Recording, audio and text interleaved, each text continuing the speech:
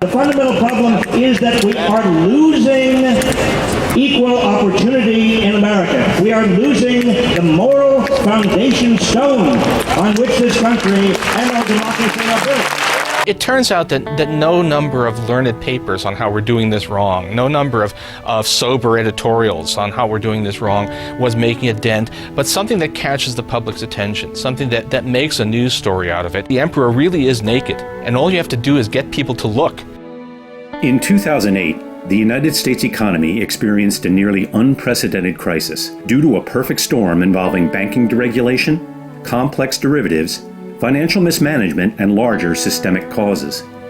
3 years later, people rose up in protest.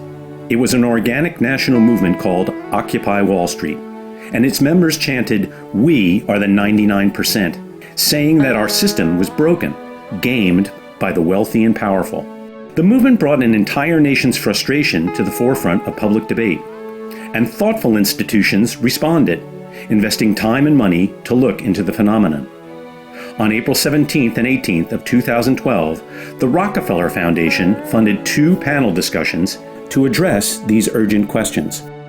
It's not hard to see why people might be outraged by Wall Street. There are real reasons for people to be on the streets. These firms were rescued because they were said to be too big to fail.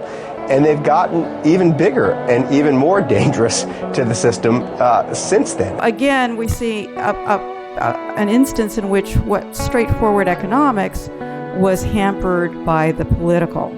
It was all deficits, which is the wrong subject, and no talk about jobs. So what happens is the more creative people and the people who can't be replaced because they do drudge work, which cannot be replaced by machine, those are the kinds of jobs that are emerging. The middle is hollowing out. That's a problem. We won't have a recovery in the housing market unless people can go out and buy new houses, and if they're too saddled with student loans to do that, the whole thing is interconnected in a very frightening way. When you have the global imbalance, this huge inflow of funds, exactly who gets the hit?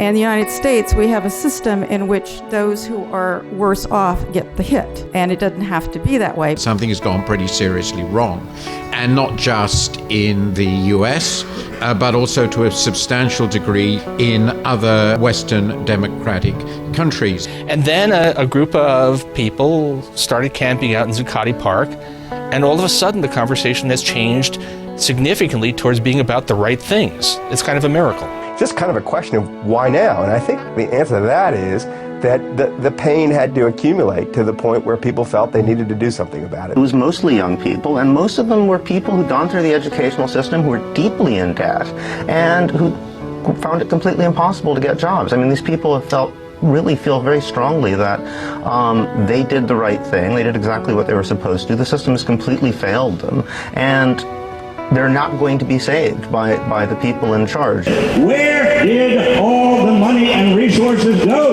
Straight to the top! These times, as has already been pointed out, have occurred before at the beginning of the last century and in the 1930s and onwards into the post-war period, when we need rather radical reforms to protect, as I see it, the market from politics and politics from the market. Or in other words, to work out a better, more just, more reasonable relationship between the two. You've essentially got socialism for the capitalists. They're backstopped by the government. They can do what they do because the government is there to back them up if something goes wrong. And at the same time, you've got, red and tooth and claw capitalism for everybody else. The financial sector is not the sole cause of inequality. We have lost an ethical discourse in this country, and we've lost basic standards. We have lost trust in society. Government is being asphyxiated.